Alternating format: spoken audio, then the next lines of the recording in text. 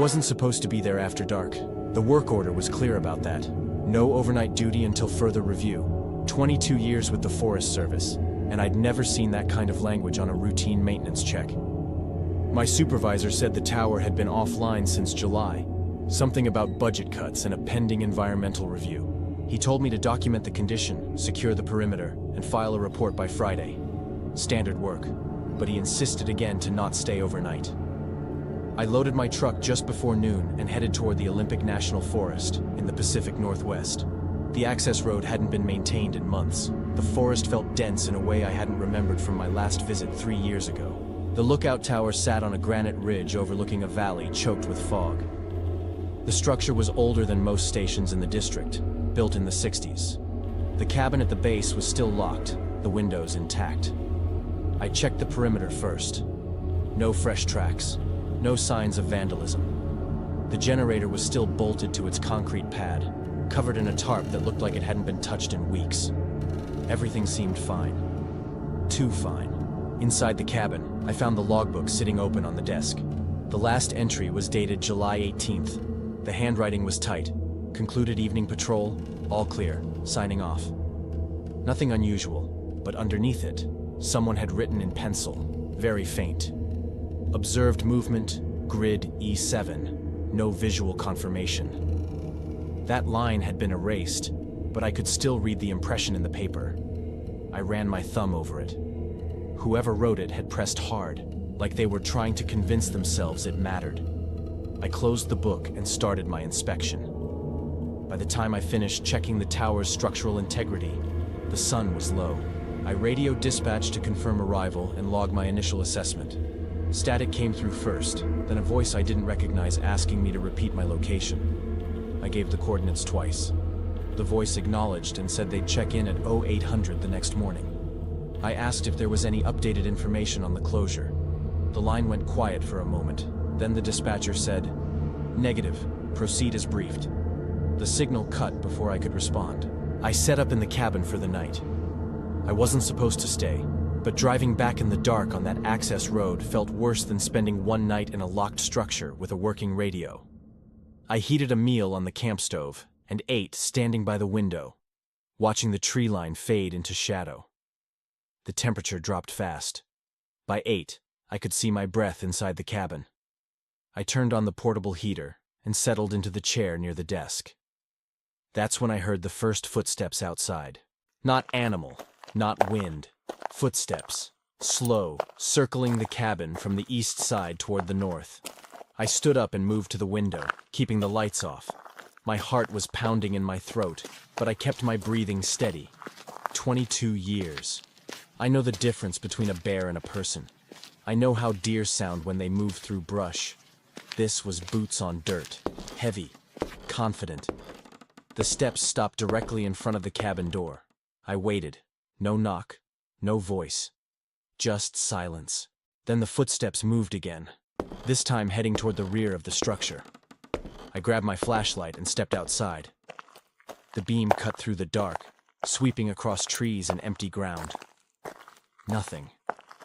No movement. No prints. I went back inside and locked the door. My hands were shaking, and I hated that.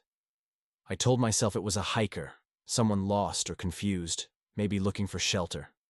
But hikers call out. They knock. They don't circle a building in the dark and leave without a word. I sat down and tried the radio again. Static. I adjusted the frequency and tried dispatch. More static, but underneath it, I heard something else. A rhythm. Like breathing. Slow and steady, matching my own pulse. I turned the radio off and sat in the dark, listening. Above me, on the roof, something moved. Not wind, not branches. Weight shifting from one side to the other. I spent the rest of the night awake, sitting with my back against the wall, flashlight in one hand, knife in the other. The sounds continued until just before dawn. Footsteps, scraping, a low metallic tapping that came and went in intervals. I didn't go outside. I didn't open the door.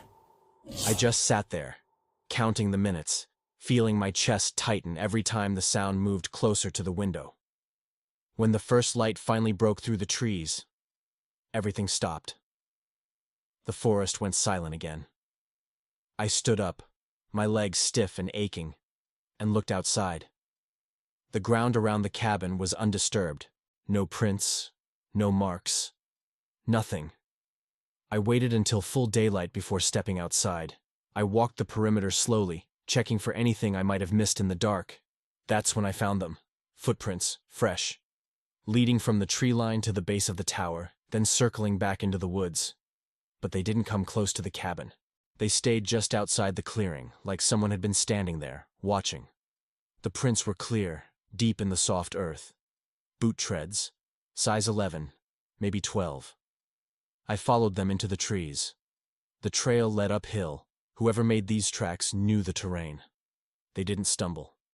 They didn't backtrack. They moved with purpose, following a path I couldn't see. After about 200 yards, the prints stopped at the base of a rocky outcrop. I climbed up. That's when I saw it. A small clearing, maybe 10 feet across, surrounded by thick brush. In the center, a tarp stretched between two trees, creating a low shelter. Underneath, a sleeping bag, neatly rolled, a water jug, a pair of binoculars, and a notebook. I picked up the notebook. The cover was stained and worn, the pages filled with tight, precise handwriting.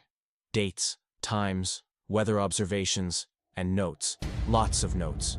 Ranger arrived, 14:30, inspected perimeter, entered cabin at 1600. My stomach dropped. I flipped back through the pages. More entries, different dates, different rangers, names I recognized. One entry from July. New assignment, male, late 40s, methodical. Stayed inside after dark, left 0600. That was the last ranger stationed here before the closure. I kept reading. The entries went back months, years maybe, all describing movements, routines, behaviors, watching, documenting, learning. I put the notebook down and looked around the clearing. Everything was organized, intentional. This wasn't some drifter camping in the woods. This was someone living here. Someone who knew the schedules, the rotations, the blind spots in our coverage. I felt my pulse hammering in my ears. My throat was dry, and my hands were shaking again. I grabbed the binoculars and looked through them, aiming toward the cabin below. Perfect line of sight. Clear view of the door, the windows, the approach road. I set them down and backed away from the shelter, moving slowly, trying not to disturb anything else. I needed to get back to the cabin. I needed to call this in. I made it halfway down the slope before I heard it. A whistle. Low and sharp, cutting through the trees. Not a bird, not wind. Human. I froze. The whistle came again, this time from a different direction. Then a third time, behind me. I started moving faster, half running, half sliding down the rocky trail. My boots caught on roots, and I nearly fell twice, but I didn't stop. I reached the clearing and sprinted to the cabin, slamming the door behind me and locking it. My chest was heaving, and sweat soaked through my shirt despite the cold. I grabbed the radio and keyed the mic. Dispatch, this is Ridgeline. I need immediate assistance. Repeat, immediate assistance. Static. I tried again, adjusting the frequency, checking the battery. Nothing. The radio was dead. I threw it down and pulled out my phone. No signal. I'd known that before coming up here, but I checked anyway, holding it up, moving to different corners of the cabin. Nothing. I was alone. Cut off. I looked out the window toward the tree line. At first, I didn't see anything. Then I noticed it. A figure, standing just inside the shadow of the trees, barely visible. Not moving. Just standing there. Watching. I stepped back from the window and grabbed my pack. I wasn't staying another night. I didn't care what the access road looked like. I was leaving. Now. I loaded my gear into the truck and started the engine. The sound felt too loud, like it was announcing my departure to the entire forest. I put it in gear and started down the access road, driving faster than I should have, the truck bouncing over ruts and rocks. I made it about a mile before I saw the tree. A massive pine, freshly fallen, blocking the entire width of the road. I stopped and stared at it. The cut was clean, deliberate. Someone had dropped it there, timed perfectly to trap me. I put the truck in reverse and started backing up, but my hands were shaking so hard I could barely hold the wheel. I made it back to the cabin and parked. I wasn't getting out tonight. I spent the second night inside, all the lights off, sitting in the corner with my knife and flashlight. The sounds started again just after dark. Footsteps, scraping on the roof. That low metallic tapping, rhythmic and patient. But this time, something else. A voice, faint, muffled. Not words, just sounds. Like someone trying to mimic speech, testing the range and tone. It came from outside the window, then moved to the door, then circled back around to the rear of the cabin. I pressed myself into the corner and closed my eyes, focusing on my breathing. In, out, in, out. The sounds continued until dawn. When morning came, I didn't hesitate. I grabbed my gear, checked the tree blocking the road, and started walking. I'd hike out if I had to. I made it about 3 miles before I heard the helicopter. Dispatch must have sent someone when I didn't check in. I waved them down, and they landed in a clearing half a mile from the tower. The pilot asked if I was okay. I told him I needed to leave. Now. He didn't ask questions. On the flight out, I looked down at the forest below. From the air, I could see it clearly. Trails. Dozens of them. Crisscrossing the ridgeline, circling the tower, leading to hidden clearings and vantage points. The forest wasn't empty. It never had been. I filed my report the next day. I included everything. The footprints, the shelter, the notebook, the whistles, the fallen tree. My supervisor read it twice, then set it down and looked at me. He said they'd send a team to investigate, but I could see it in his eyes. He didn't believe me, or he did, and that was worse. 2 weeks later, I got reassigned to a desk job in the main office. No explanation, no follow-up. The Ridgeline Tower stayed closed. When I asked about the investigation, my supervisor said it was still pending. I never heard anything else. But sometimes, late at night, I remember that rhythm so clearly it feels like I'm hearing it again.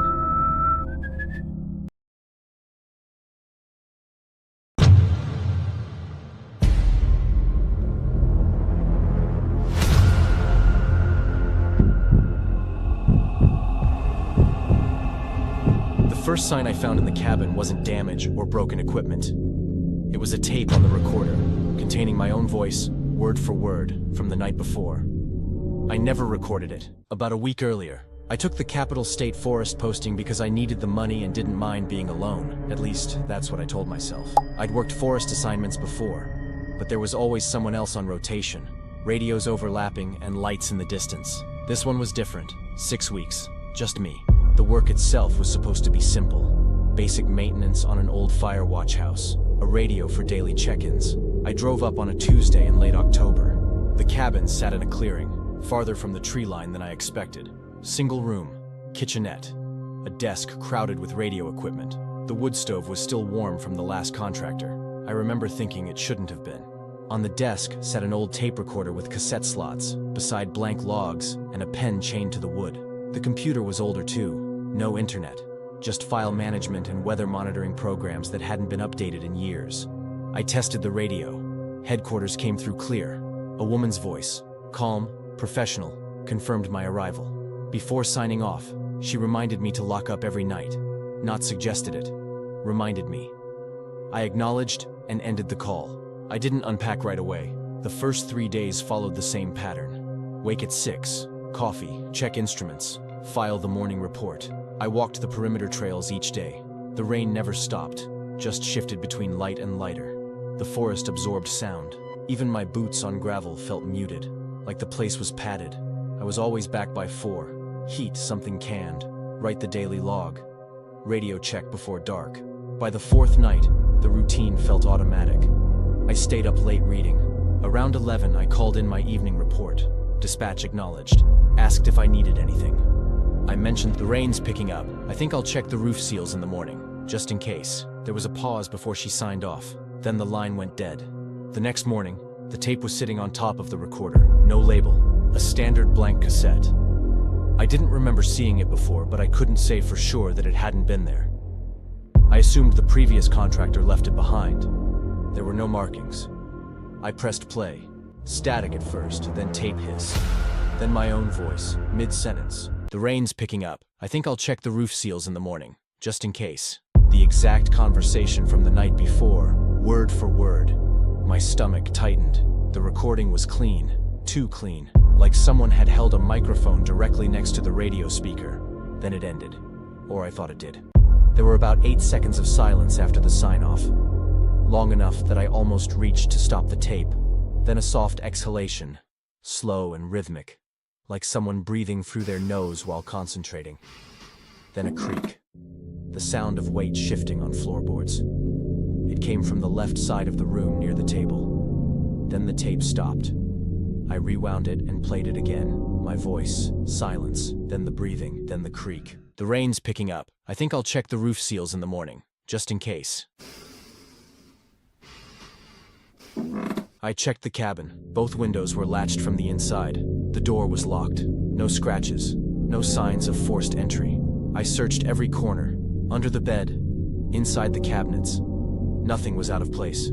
Still, my throat stayed dry. I called headquarters and told dispatch I'd found an old recording. Asked if there was any protocol for taping check-ins. She paused. Said no, nothing like that was authorized at site level. I told her it was probably an equipment malfunction. She said to report anything else. I signed off. I spent the rest of the day outside, farther from the cabin than I needed to be. That night, I locked everything twice, then checked the windows 4 times anyway. I dragged the desk chair under the door handle even though the lock was solid. I unplugged the tape recorder and shoved it into a drawer, out of sight. I barely slept. Every sound felt louder than it should have been. Branches scraping the roof, rain ticking against the glass, the generator's low, uneven rumble. Around 3 in the morning, the generator cut out. The silence was immediate and complete, like pressure on my ears. A few seconds later, it kicked back on. My heart didn't slow down after that. Dawn came gray and quiet, and I stayed where I was until the light was strong enough to fill the room. The second night, I did the same things, almost without thinking. Chair under the door. Windows checked. I tried to read for a while, but I was too tired. Lying there, I realized the rain had stopped, and without it, the cabin felt louder. I could hear the structure settling, the wood shifting as the temperature dropped. My own breathing filling the space when everything else went quiet. I kept waiting for a sound that didn't fit, something I could point to and explain. I must have drifted off, but I woke up 4 separate times, each time convinced I'd heard movement somewhere in the room. When morning finally came, everything looked exactly the way I'd left it. The chair was still wedged under the handle. The windows were latched. Nothing was disturbed. Even so, something felt off, in a way I couldn't put my finger on. That afternoon, I tried to regain some sense of control. I told myself I needed data, not speculation. Something concrete that could be explained or ruled out. The tape recorder was still in the drawer where I'd shoved it. I took it out and set it back on the desk, plugged it in, listened to the soft, familiar hum of the machine as it came to life. I opened the supply box and took out a new blank cassette, broke the seal myself, made a point of watching the reels settle into place. I pressed record and spoke clearly, keeping my voice even on purpose. "The cabin's secure. No disturbances since this morning. All the doors and windows are locked." Listening to myself, I sounded steadier than I felt. When I finished, I waited a few seconds in silence before pressing stop, just to be sure. I rewound the tape and played it back. It was exactly what I'd said. Nothing added, nothing missing. I ejected the cassette, labeled it with the date, and set it back on the desk where I could see it. That night, I went through the routine again. I locked everything, wedged the chair under the door, checked the windows, turned the lights off. I didn't sleep well. In the morning, the recorder was still on the desk, the cassette still inside it, exactly where I'd left it. But the label I'd written was gone. Not torn off. Not lying nearby. Just gone. The tape itself sat slightly crooked in the slot, like it had been ejected and put back by someone who hadn't bothered to seat it properly. I sat down and pressed play. My voice came through first. "The cabin's secure. No disturbances since this morning. All the doors and windows are locked." Then silence. Longer than before. I waited for the tape to end. It didn't. After several seconds, there was a soft sound. Not static, not interference. A breath, close to the microphone. Then my own voice again. Same voice, same cadence, but lower, slower. The cabin's secure. No disturbances since this morning. All the doors and windows are locked. The cabin's secure. It repeated the last thing I'd said. Cabin secure. Then the tape clicked off. I didn't rewind it. I didn't play it again. I just sat there staring at the recorder, feeling something settle in my chest that didn't go away. Whatever had been in the cabin hadn't just been recording me. It had been waiting. The logbook caught my attention next. I was sure I'd left it closed the night before, the pen resting horizontally across the cover. Now the pen stood upright, angled toward the radio. Small things. The kind of detail that's easy to dismiss if you want to. Then I saw the USB drive, right where the pen had been. A small black drive. No label. I didn't own a USB drive. My hands started shaking before I realized it. I glanced at the door. The chair still wedged under the handle. The windows still latched. I checked under the bed, inside the cabinets, behind the wood stove. Nothing. The cabin was empty. It had been empty when I looked. I picked up the drive and plugged it into the computer. There was only one file, a video, time-stamped 3:17 a.m., the same date. 4 hours earlier. I remember hesitating before opening it, already wishing I wouldn't. The video filled the screen. The angle was wrong. It was looking down at the bed from above. Too close. Too steep. There was nowhere in that cabin where a camera could have been placed at that angle. The footage showed me. The timestamp ticked forward while I lay on my side, facing away. The blanket pulled up to my shoulder. I was breathing slowly, evenly, completely unaware. At some point I shifted onto my back, my face turning into view, eyes closed, mouth slightly open. The camera never moved. The room in the video was silent. No generator hum, no rain against the roof.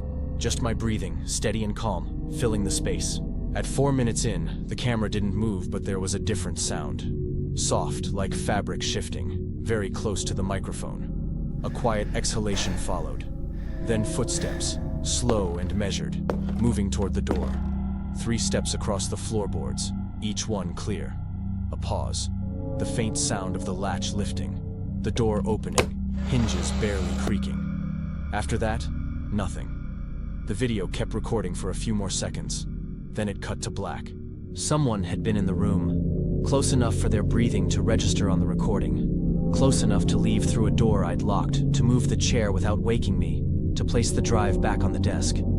I grabbed the radio and called headquarters. Dispatch answered, calm as always. I told her I was leaving immediately. She asked if there was an emergency. I said there was. Asked me to clarify. I told her someone had been inside the cabin while I slept, that I had video evidence of it. There was a long pause on the line. Then she asked if I'd seen anyone on the property. I said no. I didn't know what else to say. There was another pause. Then she asked what time the incident had occurred. I said just after 3 a.m. She told me she would check the log. A moment later, something in her tone made my stomach drop. She said I'd called in at 3:22 to report hearing sounds outside the cabin. I told her I hadn't. I said I'd been asleep. She said the log showed a transmission from my station at that time, 90 seconds long, marked as a routine check. I told her that wasn't possible. She didn't argue. She told me to secure the site and return to headquarters. I packed in under 10 minutes. I left the USB drive on the desk. I locked the cabin from the outside and didn't look back. The drive down felt endless. The rain had picked up, heavier now, and I kept checking the rearview mirror, half expecting headlights or someone standing on the road behind me. There was nothing. Just trees. At headquarters, I filed a formal report. I described the tape and the video. They took notes and asked standard questions. I mentioned the discrepancy in the transmission log. They wrote that down too. They told me they would investigate and contact the appropriate authorities. They paid me for the full 6 weeks anyway. I signed the paperwork and left. 3 weeks later, I called to follow up. It was a different person. He didn't know anything about an investigation. I asked about the cabin. He said it had been temporarily decommissioned for an equipment assessment. I asked if they'd recovered a USB drive or the tape. There was a long pause. He said there was no equipment logged as retrieved. Maintenance had gone up and found the cabin locked and undisturbed. He said they'd look into it. No one ever contacted me again. I heard later that another contractor was assigned about 2 months after I left. He lasted 5 days, left in the middle of the night and called in from town. Said he wouldn't go back. They asked why. He wouldn't say. The cabin's been empty since. I still think about that video. I wasn't alone in that cabin. Someone was there, recording, watching. I still don't know why. I woke up at 2:15 because the radio static changed pitch. At the time, that didn't scare me. It should have. I'd been stationed at Northridge Point for 8 days, and until that night, everything had been consistent. Same frequencies, same low background hiss you stop noticing after. The change wasn't loud or sudden. It was just different enough that my brain flagged it before I was fully awake. I reached over to the nightstand and turned the volume down. The static dropped into a lower frequency, held there for a moment, and then stopped completely. No transmission followed. No voice. I waited, counting slowly in my head. 30 seconds passed. Then more. Nothing came through, so I shut the radio off and lay back down. The rain on the roof was steady and even. Normal for that elevation. I closed my eyes and tried to sleep again, but it didn't happen. The silence felt heavier than it should have. I noted it mentally and told myself I was overthinking it. Morning came without incident. My routine didn't change. Coffee first, then the weather monitor, then the precipitation log. 2.3 inches overnight. Fog thick enough that I couldn't see past the first line of trees from the cabin window. I wrote it all down, grabbed my gear, and went outside to inspect the perimeter like I always did. The air was damp and still. No wind at all. I walked the clearing slowly, checking the ground near the tree line. No tracks in the mud, no animal signs, no disturbances. I'd noticed less wildlife than usual since arriving, but that happens sometime. I told myself not to read into it. Back inside, I turned the radio on and checked in with the main station. Clear signal, no static. Everything worked exactly the way it was supposed to. If there had been anything wrong with the equipment, that would have been the time to notice it. There wasn't. That afternoon, I headed out to check a trail marker about half a mile east of the cabin. The fog had lifted slightly, but visibility was still poor. I took my usual route, watching my footing over the uneven ground. The forest was quiet. Not silent, just subdued. I could hear my boots on wet leaves. When I reached the marker, something on the tree beside it caught my attention. There were marks on the bark, higher than I expected. About 12 feet up. They weren't scratches. There was no tearing or splintering. Just smooth impressions, slightly darker than the surrounding wood. Like something heavy had leaned against the trunk and rested there. There were 3 of them, evenly spaced. I stepped closer and tried to make sense of it. The height alone ruled out anything obvious. Not a bear, not a cat. The bark wasn't damaged, just compressed. I stood there longer than I needed to, running through possibilities that didn't fit. Eventually, I took a photo, marked the location in my notes, and headed back to the cabin before dark. I didn't like that I couldn't explain what I'd seen. That bothered me more than the marks themselves. I'd gotten used to understanding the environment out there. This didn't fit into anything I knew. The fog had returned, thicker than it had been all day. I couldn't see anything beyond the porch railing. After washing the dishes, I sat down to update the daily log, copying notes from my field book and filling in the routine sections I could almost do from memory. I was halfway through the entry when I heard something on the roof. It wasn't loud, just a soft creaking sound, like wood flexing under weight. I stopped writing and listened. The sound continued for a few seconds, then stopped. I waited for it to start again. It didn't. I went outside with a flashlight and checked the roof from the ground. No visible damage, no loose panels, no branches overhead. The nearest tree was at least 15 feet away. Old buildings make noise, especially in damp conditions. I wrote it down without speculating and finished the log entry. I went to bed around 10 and fell asleep quickly. The static woke me again at 1:47. Same pattern as before, a shift in tone, then silence. I turned the radio off and stayed still, listening. The rain had stopped sometime during the night. I couldn't hear wind, but I heard something else, a faint sound from above. At first, I thought it was fabric dragging across wood, slow and deliberate. It moved from one side of the roof toward the center, then stopped. I didn't move. After a moment, it shifted back toward the edge and then stopped completely. I lay there with my eyes open, counting my breaths. 5 minutes passed. Nothing else happened. I didn't sleep after that. I watched the ceiling until the light outside started to change. At dawn, I climbed onto the roof using the maintenance ladder. The surface was wet but intact. No dents, no scratches, no debris. Everything looked exactly the way it should have. I climbed down and walked the perimeter again, scanning the tree line more carefully than I had the day before. On the north side of the clearing, I found more marks, higher than the ones I'd seen earlier. 13, maybe 14 feet up. Same pattern. 3 impressions, evenly spaced. I photographed them and added the coordinates to my notes, then measured the distance between them, roughly 8 inches apart. That was the first time I felt something more than curiosity. Not fear, exactly. More like the realization that whatever was causing this was consistent. Consistent things repeat, and repetition implies intention, even if you don't understand it. I spent the rest of the morning checking additional trail markers within a mile of the cabin.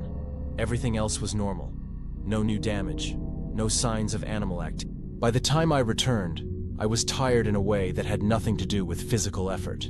That afternoon, I reviewed my notes more carefully than usual. The radio interference, the roof sounds, the marks on the trees. Each detail on its own had a reasonable explanation. Together, they didn't form anything I recognized. I told myself that didn't mean there wasn't one. That night, I decided to stay awake on purpose.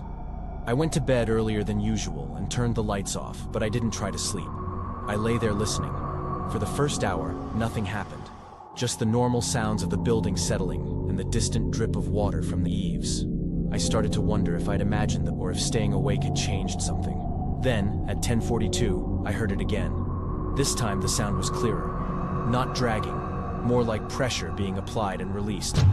It came in a steady sequence, slow and deliberate. I counted the intervals without meaning to, roughly 4 seconds between each point of contact. The sound moved across the roof and stopped directly above me. My heart rate picked up. I focused on keeping my breathing steady. The wood creaked faintly in response to the pressure, just enough to confirm I wasn't imagining it. After about 30 seconds, the sound moved again, traveling toward the opposite edge of the roof. Then it stopped. I stayed still for a long time. 5 minutes. 10. Nothing else happened. I didn't sleep that night. Over the next 2 days, the pattern repeated. The sounds only occurred when I was awake. If I drifted off, even briefly, they stopped. When I woke up, they resumed within minutes. I tested it carefully, controlling my breathing and keeping my body still. Every time, the result was the same. I didn't tell anyone about that part. I wasn't sure how to explain it without sounding like I was drawing conclusions I couldn't support. Instead, I documented what I could measure. Times, durations, intervals, locations of the marks. The notes started to feel less like a log and more like a record. On the third night, the sounds lasted longer than before, nearly an hour. The pauses over the center of the roof stretched out, sometimes lasting close to a full minute. During those pauses, the forest went quiet. No insects, no distant movement, just the roof and my own breathing. When the sound stopped, the forest stayed silent for several minutes longer. I lay there listening, waiting for something to resume. When it finally did, the normal nighttime sounds came back gradually, like they were easing their way in. By morning, I felt exhausted. Not just tired, but unfocused.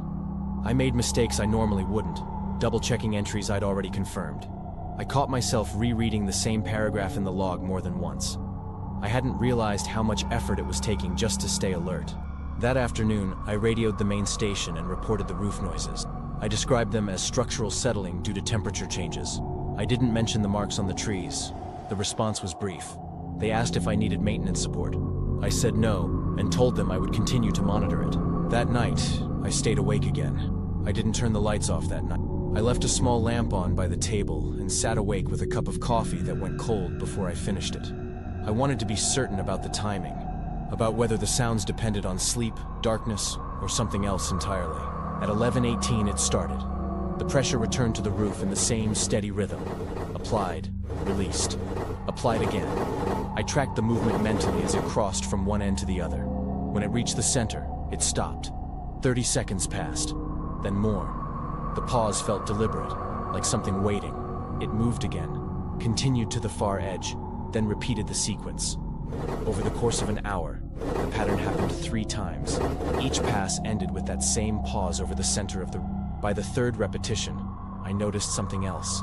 The forest had gone completely silent. No insects, No distant movement. Nothing brushing against the undergrowth. Just the sound above me and my own breathing. When the pressure finally stopped for good, the silence lingered. It took nearly 20 minutes for the forest sounds to return. Over the next 2 nights, the pattern stayed consistent. It only happened when I was awake. If I closed my eyes and let myself drift, the sounds faded. When I moved or shifted position, they resumed within minutes. I tested it more than once, hoping for a different result. I didn't get one. By the 5th night, I was running on very little sleep. My hands shook slightly when I poured coffee. The log entries became shorter, more mechanical. I stopped writing anything that wasn't strictly required. That night, the sounds lasted until 4:37 in the morning. Then, they stopped abruptly. The forest stayed silent longer than it ever had before. When the normal sounds finally returned, daylight was already starting to filter through the fog. I didn't feel scared. I felt worn down.